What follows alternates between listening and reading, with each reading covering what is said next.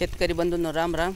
मी आपला शेतकरी मित्र भगवान धिरडे आपल्या यूट्यूब चॅनलवर सर्व शेतकरी बांधवांचं मनापासून स्वागत आहे। तर काय झालं माहिती का बांधवांनो, आपला ऊस तुटून गेलेला आहे। लागण ऊस तुटून गेलेला आहे। आता हे झाला खोडवा ऊस, दुसऱ्या वर्षीसाठी आपण ह्याला राखणार आहेत। तर राखल्याच्या नंतर आता आपण काय काम करणार आहेत तर ते मी तुम्हाला थोडक्यात सांगण्याचा प्रयत्न करणार आहे। आता आपण पाणी सुरू केलं आहे, तर पाणी सुरू केल्याच्या नंतर हे दांड फिंड सगळे जुनेच आहेत। आपण पाचट फुकीत नाहीत, काय नाहीत, पाचट आहे तसंच ठेवणार आहेत।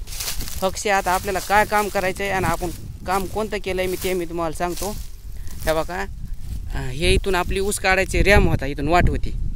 मग ह्या वाटावर जे कुत्रीनं सऱ्या फोड्या होत्या का आपलं, ह्याला समजा जातानी बैलगाड्यानं ऊस गेल्याला, बैलगाड्याला समजा वडतानी ताण येऊ नये म्हणून, वडायला सोपं जावं म्हणून आपण सऱ्या फोड्या होत्या। अर्धी सरी तिकडं, अर्धी सरी इकडं, दोईचा भांग केला होता। त्याच सऱ्या पक्षी आपण नीट केल्या तर काही साऱ्या। आता हे पाणी सुरू आहे का, ह्या पाण्यापासून त्या तिथपर्यंत कोरड्या नीट केल्यात रातचं पाणी लावून देण्यासाठी।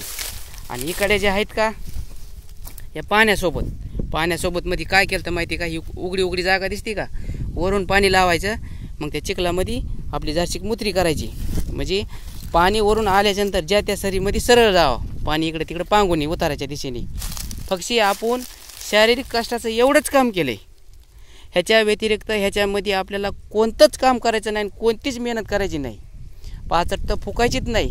आता राहिल्या समजा बळीरामाच्या साहाय्याने बगला हाणणं अजिबात हाणायचं नाहीत, ह्याच्यामध्ये पाळी घालणं ते बी करायचं नाही, ह्याच्यामध्ये तणनाशक हाणणं ते बी करायचं नाही, ह्याच्यामध्ये कोणतीच मेहनत करायची नाही।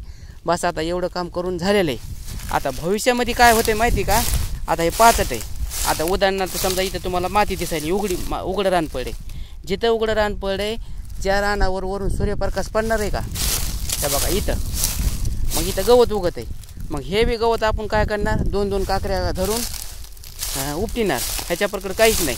राहिलं समजा खताचं नियोजन आपण आता करणार नाहीत। कशामुळं करणार नाहीत माहिती का, आपण ह्याला खत पाणी सगळं ओकेमध्ये करतो। आता समजा डिसेंबर महिना चालू आहे, डिसेंबर महिन्याच्या शेवटच्या टप्प्यात 2-4 दिवसात संपणार आहे। मग जानेवारी फेब्रुवारी आणि लय झालं मार्च, 3 महिने आपल्यापाशी पाणी राहते, 2 महिने पाणी राहत नाही। मग 2 महिने पाणी नाही राहिले की हे खतं जे दिलेले असतात का ह्याची पडलेली आग, आणि ज्या रानाला रासायनिक खत आहेत का त्या रानाला लागतंय पाणी जास्त। मग एप्रिल आणि मे अगदी पाणी आपल्यापाशी नसल्यातच जमा होते। आणि आपण असे माणसं आहेत की विहिरीमध्ये किती जरी नाही टाकून दिलं तर गावात बी का पाणी कमी पडलं का, तर घरी 500 लिटर लागत आहे, आणि रानामध्ये 500 लिटर बैलाला भरून ठेवावं लागतं ड्राम। आणि विहिरीमध्ये विहीर म्हणून समजा आपली संपत्ती ना विहिरीची, त्याच्यामध्ये किमान 500 लिटर तरी पाणी राहावं। सगळं असं चाटून पुसून कवाच विहिरीतलं पाणी आपण उपसित नाही, तर त्याच्यावर बी आपण एक व्हिडिओ बनवू समजा भविष्यामध्ये, की समजा इतका आपल्यापाशी आहे आणि जर आपल्या जनावराला आपल्यापाशीच पाणी नाही राहिलं, समजा दुसऱ्याच्या शेतात न्यायचा टाईम आला तर ती परिस्थिती अवघड आहे मात्र बरं का।